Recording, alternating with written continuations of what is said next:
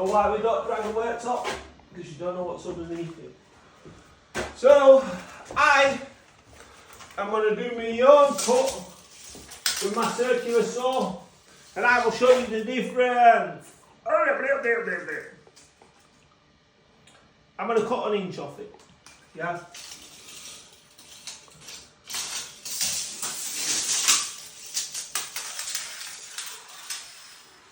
Cut an inch off it. Inch off it. Yeah. And I'm going to show you the saw. I'm going to show you my cut, and I'm going to show you this cut, and we're going to do it live. Yeah.